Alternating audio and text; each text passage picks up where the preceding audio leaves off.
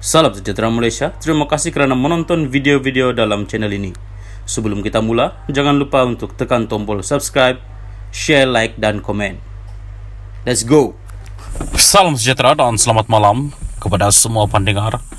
Isu hangat malam ini dipetik daripada syahbudin.com.net bertajuk Saman terhadap Sanusi barangkali amaran awal buat Hadi. Berita penuh daripada 4 pemimpin blok pembangkang yang disaman setakat ini oleh Perdana Menteri Anwar Ibrahim kerana didakwa mengeluarkan kenyataan fitnah terhadapnya.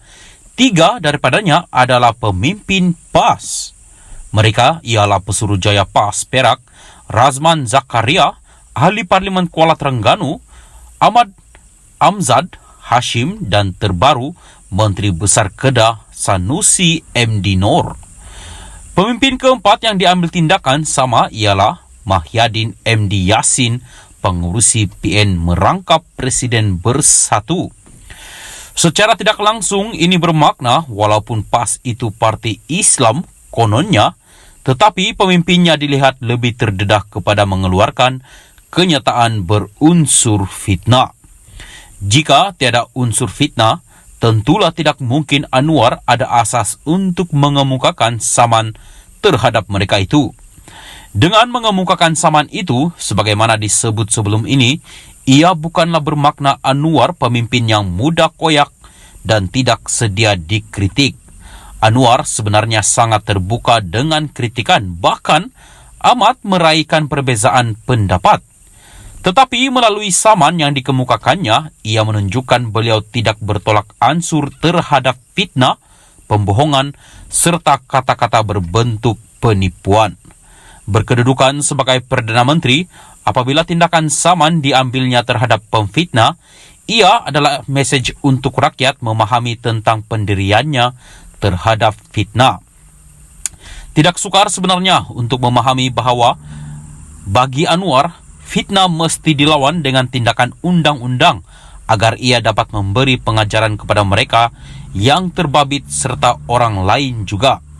Fitnah tidak boleh lagi dilawan dengan penafian atau penjelasan semata-mata. Jauh sekali tidak boleh sekadar hanya berdiam diri serta berserah kepada Tuhan sahaja. Melalui tindakan saman itu, ia adalah peringatan kepada tukang-tukang fitnah, sama ada yang berkopiah atau tidak, agar ada sedikit ketakutan untuk meneruskan kerja-kerja jahat tersebut. Seterusnya, dengan mendapani fitnah itu dengan saman, ia akan membolehkan Anwar memberi lebih tumpuan untuk mengurus negara dan menjaga kepentingan rakyat jelata. Beliau tidak perlu lagi menafi atau membuat penjelasan terhadap fitnah kepadanya. Segala-galanya mesti mereka hujahkan di depan hakim di mahkamah nanti. Kalau asyik mahu menafi, menjawab atau memberi penjelasan setiap kali fitnah ditimbulkan, ia tidak mungkin berakhir sampai bila-bila dan akhirnya hanya membuang masa jika kemudian banyak lagi fitnah-fitnah lain dikeluarkan. Pendek kata, saman fitnah Anwar bukan saja sebagai pengajaran kepada pemfitnah dan mereka yang suka membuat fitnah, malah juga untuk membolehkan beliau lebih serius dalam tanggungjawab terhadap rakyat. Selepas ini, jika ada sesiapa lagi memfitnahnya, mereka juga pasti disamannya. Sekaligus, saman terhadap Sanusi barangkali merupakan amaran awal secara tidak langsung kepada pemimpin utama PAS, Hadi Awang, yang dilihat masih berterusan mempertikaikan kewujudan kerajaan, perpaduan dan tidak puas hati dengan terangkatnya Anwar sebagai Perdana Menteri. Hadi boleh terus berhujah dan mempertikaikannya selagi ia berbentuk kritikan, tetapi hati-hati jangan sampai terseret unsur fitnah di dalamnya, baik dalam ceramah atau tulisannya yang kerap di media sosial. Kalau celupar dan memfitnah juga, percayalah, Waimah Hadi sekalipun tidak akan terlepas daripada turut dilayangkan surat cinta saman. Cubalah kalau tak percaya. Sabudin Hussein 14 hari bulan 12 2022. Salam sejahtera dan selamat petang kepada semua pendengar. Isu hangat petang ini dipetik dari Astro Awani bertajuk Permuafakatan Ahli Parlimen tak sokong usul PM dan kerajaan perlu kosongkan kerusi. Berita penuh, ahli parlimen di bawah Kerajaan Perpaduan Malaysia yang tidak menyokong Perdana Menteri dalam apa-apa usul berkait usul percaya, pembekalan atau apa-apa usul berbentuk prosedur perlu mengosongkan kerusinya serta merta. Perkara itu merupakan antara yang tergaris dalam dokumen perjanjian persefahaman Kerajaan Perpaduan Malaysia yang ditandatangani ketua-ketua parti terlibat di bangunan Perdana Putra di sini hari ini. Menurut dokumen itu, parti-parti dan pihak berkenaan hendaklah mengundi untuk menyokong Perdana Menteri dalam usul-usul berkait dengan usul percaya, perbekalan dan atau apa-apa usul berbentuk prosedur yang mempunyai kesan kepada keabsahan kerajaan persekutuan mengikut perlembagaan persekutuan.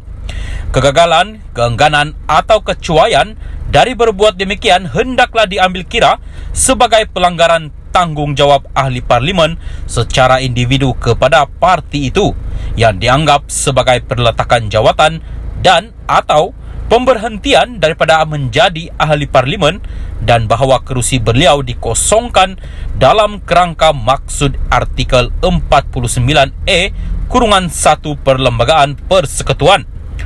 Parti ahli parlimen tersebut hendaklah mengeluarkan notis kepada yang dipertua Dewan Rakyat atas pengosongan tersebut menurut artikel 49E-1 Perlembagaan Persekutuan untuk memberi notis kepada Suruhanjaya Pilihan Raya untuk mengadakan pilihan raya kecil menurut dokumen itu lagi. Selain Datuk Seri Anwar Ibrahim selaku Perdana Menteri dan pengurusi Pakatan Harapan, perjanjian itu ditandatangani pengurusi Barisan Nasional BN Datuk Seri Ahmad Zahid Hamidi, pengurusi Gabungan Parti Sarawak GPS Tan Sri Abang Johari Openg, pengurusi Gabungan Rakyat Sabah GRS Datuk Seri Haji Ji Noor dan Presiden Warisan Datuk Seri Syafiee Apdal. Dalam pada itu, dokumen itu turut menggariskan keperluan penubuhan sebuah majlis perundingan yang dianggotai oleh wakil-wakil yang diperakunkan oleh parti-parti utama iaitu PH, BN, GPS, GRS dan Warisan yang membentuk Kerajaan Perpaduan Malaysia. Majlis ini berperanan untuk memastikan segala terma-terma yang dipersetujui dalam perjanjian persefahaman kerjasama ini dapat dilaksanakan dengan cermat dan teratur. Ini bagi memastikan Kerajaan Perpaduan Malaysia dapat beroperasi dengan stabil dan berkesan tanpa menjejaskan dasar, polisi, orientasi parti-parti yang bersetuju untuk membentuk kerjasama ini menurut dokumen itu. Sebarang perselisihan dan salah faham menurut dokumen itu lagi hendaklah diselesaikan secara harmoni melalui majlis tersebut.